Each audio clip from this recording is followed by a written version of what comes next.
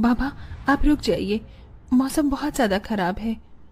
मुझे तो समझ नहीं आ रहा, ये दिन पर दिन मौसम खराब होता जा रहा है। अगर ऐसे ही चलता रहा तो मजदूरी नहीं कर पाऊंगा और घर में खाने को एक दाना तक नहीं आ पाएगा। तभी बहुत तेज आंधी तूफान चलता है। अरे देखो, जरा देखो, कितनी तेज तूफान चल रहा है। अरे महेश बेटा, तू झोपड़ी के ऊपर तिरपाल तो लगा कर आया था ना? हाँ बाबा, लगा दी थी तिरपाल। और उसके ऊपर तूने ईंटें रखी थी या नहीं? बाबा, ईंट रखना तो मैं भूल गया। महेश के इतना कहते ही झोपड़ी के अंदर बारिश की वजह से पानी टपकना शुरू हो जाता है।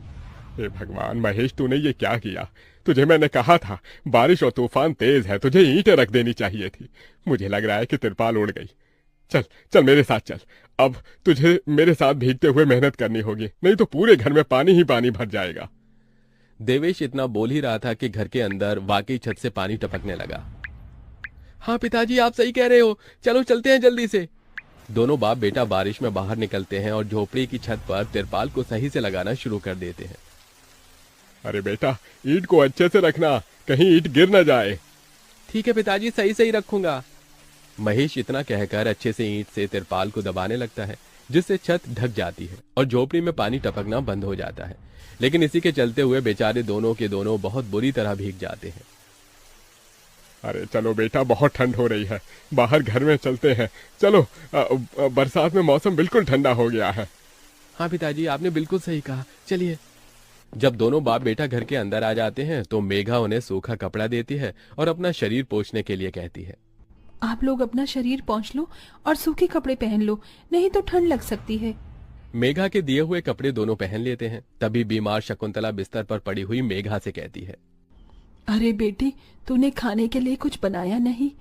माँ, मैं बारिश के रुकने का इंतजार कर रही हूँ। घर के अंदर खाना कैसे बनाऊंगी? सारे में धुआं ही धुआं हो जाएगा। मेरी दवाई का समय हो गया है और मुझे भूख भी लग रही है। ठीक है माँ, मैं कुछ करती हूँ। मेघा अपने सिर पर एक सफेद कट्टा रखकर बारिश से बचते हुए बाहर से कुछ ईंटें लाकर घर के अंदर ही छोटा सा चूल्हा बना लेती है और उसी पर खाना बनाना शुरू करती है। अरे बेटी, पूरे घर में धुआं ही धुआं हो गया है। पिताजी, खाना बनाना भी तो बहुत जरूरी था। मेघा जैसे तैसे करके जल्दी जल्दी खाना बना लेती है। वो खाने में नमक मिर्च वाले चावल ही बना पाती है। माँ, माँ उठो, ये लोग खाना खा लो।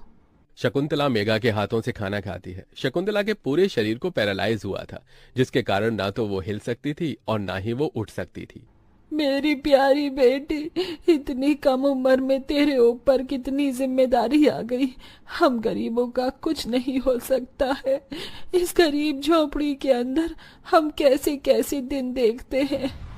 कोई बात नहीं माँ, बच्चे समय के अनुसार बड़े होते हैं, लेकिन मैं समय से पहले बड़ी हो गई हूँ। आपको तो खुश होना चाहिए। मैं तो इस कदर लाचार हो गई हूँ कि तेरे सर पर हाथ रखकर तुझे आशीर्वाद भी नहीं दे सकती बेटा।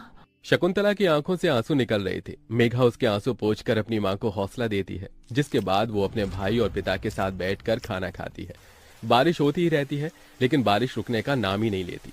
खाना खाकर वो सभी सो जाते हैं। आधी रात के समय जिस तरफ शकुंतला का बिस्तर होता है, वहां पर पानी टपकना शुरू हो जाता है। अरे ये क्या, पानी टपक रहा है। मेघा, मेघा, लगता है सो गई। अब मैं क्या करूं? ये पानी तो धीरे धीरे टपकता ही जा रहा है।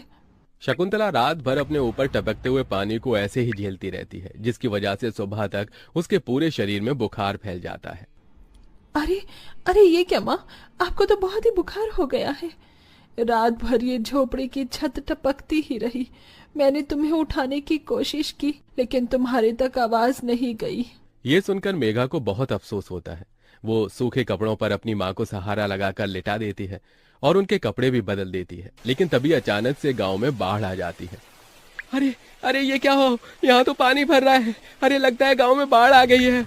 अरे हम लोग क्या करें? अरे बेटा महेश,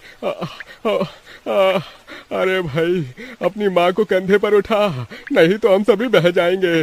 अरे पानी में कोई जुगाड़ करता हूँ बेटा। देवेश फौरन घर के बाहर जाता है। जहां वो आसपास देखता है, उसे एक रेडी दिखाई देती है। देवेश उसे लेकर आता है, जिस पर शकुंतला को लिटा देता है। अरे चारों तरफ पानी ही पानी हो रहा है, हमें अब यहाँ से जाना होगा, नहीं तो पानी में हम डूब जाएंगे। तभी अचानक से उनकी झोपड़ी पानी में डूबकर बह जाती है।